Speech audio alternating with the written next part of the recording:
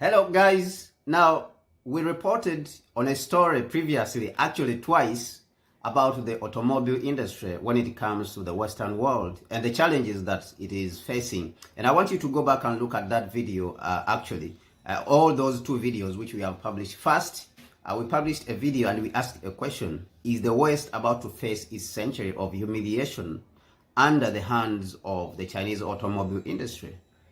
And number two video, we asked, or we reported also on the fact that Volkswagen was considering closing some of its plants in Europe.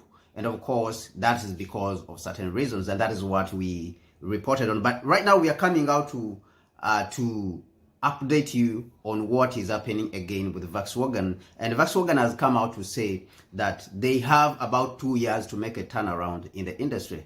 And that is simply because they are producing below capacity and they are facing tremendous challenges in switching from petrol vehicles, or what you would call internal combustion engines.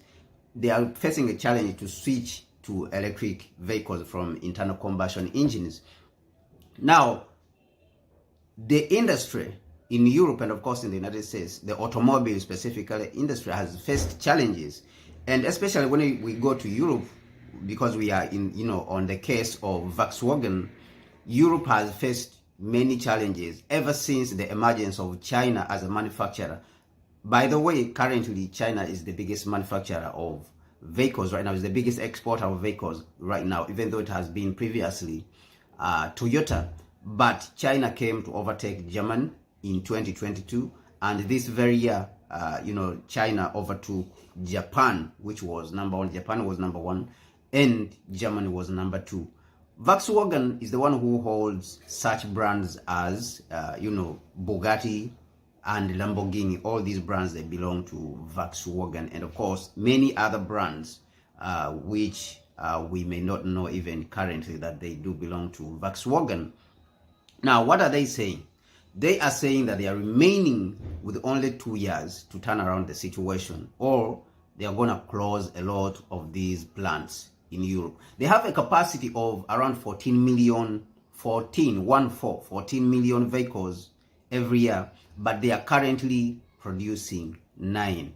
Somebody was talking about overcapacity. Sounds like Volkswagen is the one who has been overproducing, because looking at Germany and Europe and its size, for them to produce all this amount of vehicles, it sounds like this is overcapacity to me, because they have been claiming that there's overcapacity in China, even though China did not started even exporting to their countries. China right now is capturing about 10% in Europe of the sales, yet the same people have been claiming that there's overcapacity from China. When we look at Volkswagen, it has been making 40% of its profits from China, all right? And so they are facing a lot of challenges there because they are behind. They are behind on technology. They have not been fast enough to adopting technology. Number two, when it comes to Europe itself, also Europe, because the production in China sells in China and of course exports to other parts. But the production in Europe specifically sells to Europe, sells to the European market. Now, if they are closing in Europe, it sounds like they have overcapacity themselves in Europe. And the other thing is that the cost of labor in Europe is extensive, is huge. So there's this problem that they are dealing with of labor. Now, add to that the fact that they boycotted cheap energy from Russia. They themselves, Russia did not refuse to give them energy. So if we may be candid, Europe is actually destroying its own industry. And of course, the United States is the one which is coercing it, or is helping it to destroy its own industry. Whatever the United States is promising them, no one knows. We don't know. But they are destroying their own industry. So they are facing these challenges. A couple of reasons, like I mentioned, they have failed to adopt to the technology fast enough, which is the electric vehicles. They are still stuck in the past in producing internal combustion engine vehicles. Number two, the boycotting of energy. Number three, the cost of labor in Europe. And of course, number four, we have the challenge of China. The fact is that China now is also producing its own vehicles. It doesn't need Volkswagen's vehicles anymore. It doesn't need European vehicles anymore. China, in fact, they are producing more advanced vehicles compared to the United States and Europe. And what has the answer been on the side of Europe and the United States and, of course, Canada recently? It is imposing tariffs on the Chinese automobile industry. And, of course, this is very unfortunate. So they think that if they impose tariffs and Chinese vehicles don't come to their countries, then they will get a chance to catch up in some way. But this is not the case because China is continuing to advance forward. And, of course, this brings into a discussion also when it comes to the African automobile industry. Kia Automobile Company, or Kia Automobile, which is a company that is in Uganda, produced the first electric vehicle in Uganda, or in Africa even, in 2011. That is when they launched their first electric vehicle. We want to compare this with the rest of the companies like NIO, for example. NIO, which is a Chinese vehicle, it launched its first electric vehicle long after the Kia Automobile Company in Uganda had launched its Kia EV, about, let me say, about 7 years, because it was 2011 when they launched their first vehicle, and NIO launched in 2018, so 7 years after, all right, 7 years late. But what we are seeing is that NIO has gone on to sell vehicles since then, about 300,000 vehicles, okay, from its plants. It has been able to commercialize. On the other hand, Kia Motors in Uganda, or Kia Automobile, has not been even able to commercialize its vehicles, all right?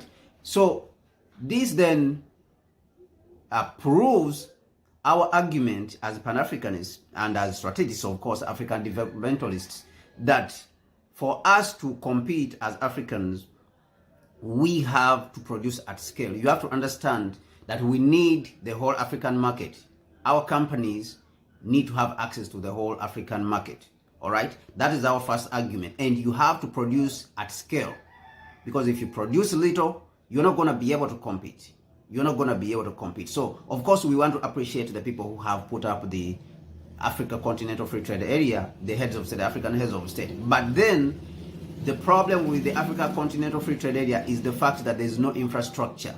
And even the production is a problem. Like I said, Kia Motors, started talking about the vehicle. They produced their first prototype in 2011. Up to now, they are still constructing their factory. Tesla, just to give you an understanding, Tesla alone went in 2020 to build a factory in China, and they built the factory in 9 months.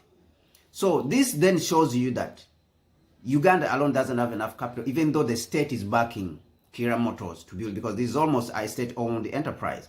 Even though they are backing it, it does not have the capacity. Uganda does not have the capacity to invest in these facilities. So we need the whole African continent to come together and put up African automobile companies and support these efforts. So when we have a pool of resources, we have about $3.5 trillion as an economy of the African continent. We should be able to finance the startups, even, space enterprises or space companies like SpaceX, how, Elon Musk is going and is being sponsored by, by the government in the United States, including the Pentagon and National Space Agency. And then, all these, they are supporting NASA, all right? They're supporting Elon Musk, and these are all state enterprises, all right? So we should be able also to do that, because look at India, for example.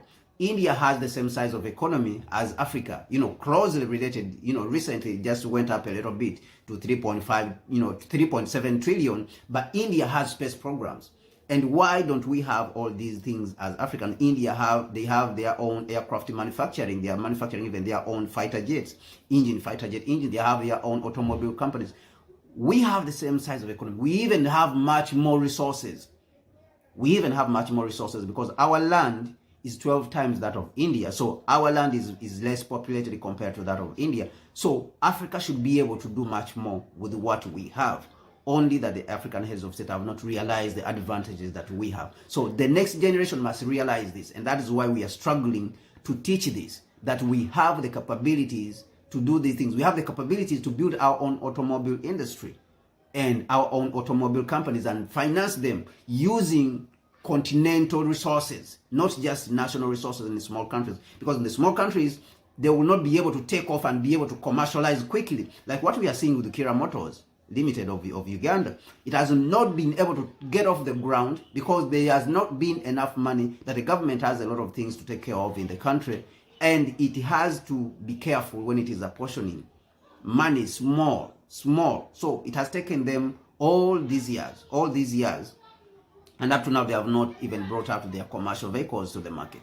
Of course, they are marketing. They have produced some vehicles, but those vehicles are not for mass, market. They are not for the mass market. And companies like NIO and others, Ford, General Motors, all these, they came later on to start producing their electric vehicles. And they have sold, many of them have sold 500,000. I think Ford has sold more than 500,000 vehicles, right? So this is a challenge. And even Tesla,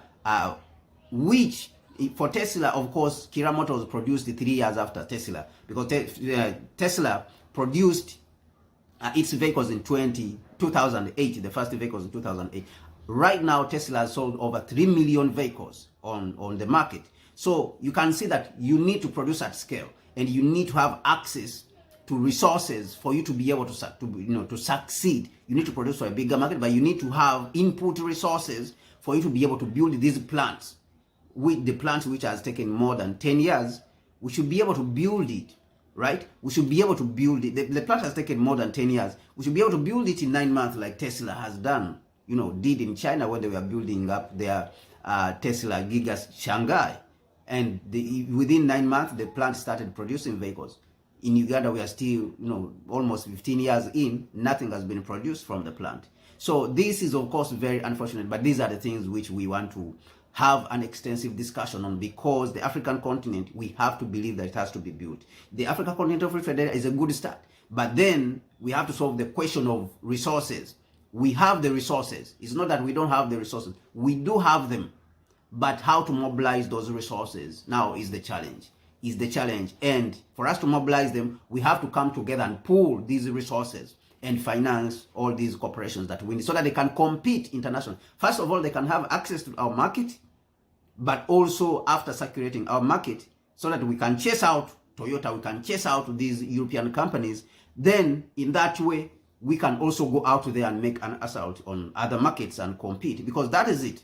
Basically, the Europeans, why they came here is because of materials, raw materials. We need to use those raw materials ourselves. They came for raw materials and markets. So we need to also take control of our market, like how China has taken control of its market. All right. So the Europeans should stay in their market, and we should also be able to compete on the international stage. But what do you think? What do you think about, what we've spoken about, the fact that Volkswagen is saying that now it has 2 years or it's going to die. But China, of course, is not stopping on the other side. It's still coming. China is still coming with all its advanced products, its advanced vehicles, which are even much more advanced than the West, like we said. What do you think? Please put your suggestions in the comment section. What do you think we should do about it? How do you think we should handle it? And of course, we've spoken about the Africa Continental Free Trade Area, but the Africa Continental Free Trade Area also, we are suggesting something very important, that for it to take off, for it to make a meaning and an effect in the lives of the African people, to be beneficial, the Africa Continental Free Trade Area has to heed to our advice that we are giving, that we want to build a continental railroad platform. We want to build a continental railroad platform called the African Railroad Triangle Network Master Plan. That is the project that we are proposing, that is going to let the continent take off with its Africa Continental Free Trade Area. But what do you think? Do you think you will support us if we, put up these initiatives? What do you think the continent should do? What do you think that, should be the way forward for us to industrialize the African continent and be able to compete? Because honestly, we have to compete with the rest of the world. There's no other way around. There's no option but to compete with the rest of the world. As Africans, we have to compete with the rest of the world. Tell me what you think. Please put that in the comment section. The channel is called Connect Africa and Africa Reimagined. Please support the channel, and also support us in a way of PayPal and support us in a way of Super Chat. Either way, we appreciate you, and like the video, share it with others. Thank you so much. My name is Kwame Gonza, and I'll see you next time. God bless you.